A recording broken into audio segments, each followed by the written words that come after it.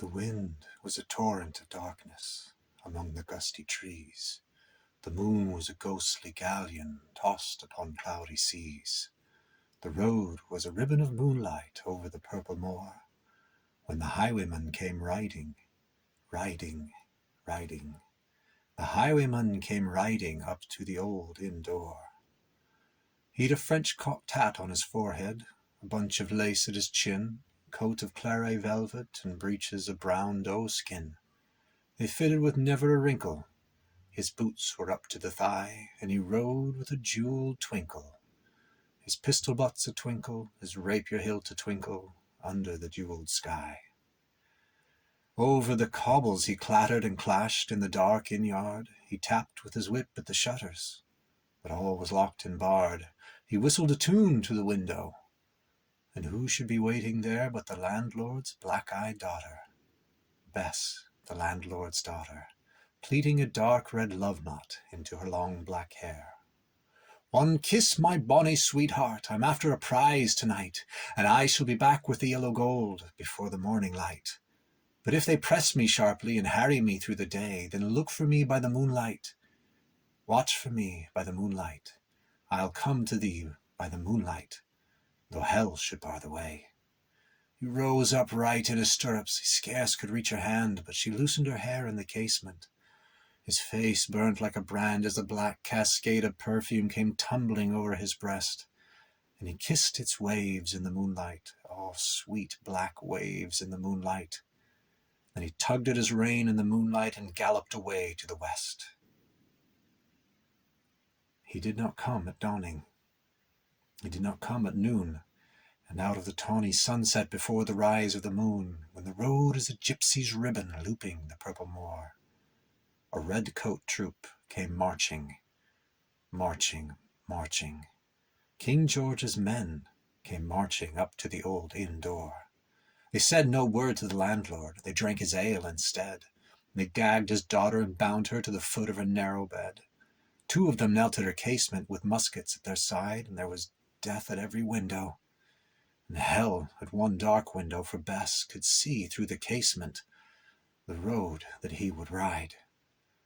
They had tied her up to attention with many a sniggering jest, and they had bound a musket beside her with the muzzle beneath her breast.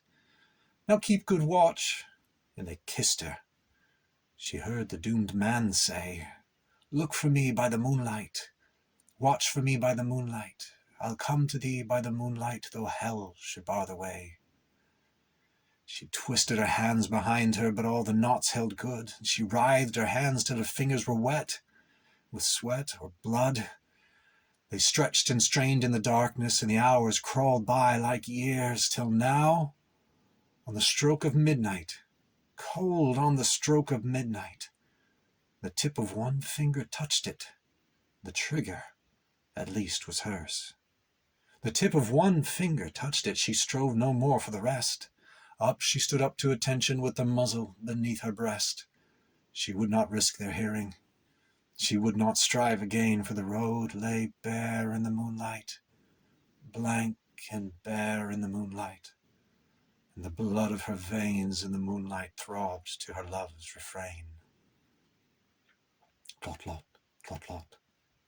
Had they heard it? The horse hoofs ringing clear. Tlot-tlot, tlot-tlot. In the distance were they deaf? They did not hear? Down the ribbon of moonlight over the brow of the hill, the highwayman came riding, riding, riding. The redcoats looked to their priming. She stood up straight and still. Tlot-tlot in the frosty silence, tlot-tlot in the echoing night. Nearer he came, and nearer. Her face was like a light. Her eyes grew wide for a moment, and she drew one last deep breath. Then her finger moved in the moonlight. The musket shattered the moonlight, shattered her breast in the moonlight, and warned him with her death. He turned, he spurred to the west. He did not know who stood, bowed with her head, or the musket drenched with her own blood. Not till the dawn he heard it, and his face grew grey to hear how Bess, the landlord's daughter, The landlord's black-eyed daughter had watched for her love in the moonlight and died in the darkness there. Back he spurred like a madman, shrieking a curse to the sky, with the white road smoking behind him, and his rapier brandished high. Blood red were his spurs in the golden noon, wine red was his velvet coat when they shot him down on the highway. Down like a dog on the highway. And he lay in his blood on the highway, a bunch of lace at his throat. And still, of a winter's night, they say, when the wind is in the trees, and the moon is a ghostly galleon tossed upon cloudy seas, and the road is a ribbon of moonlight over the purple moor, a highwayman comes riding, riding, riding. A highwayman comes riding up to the old inn door.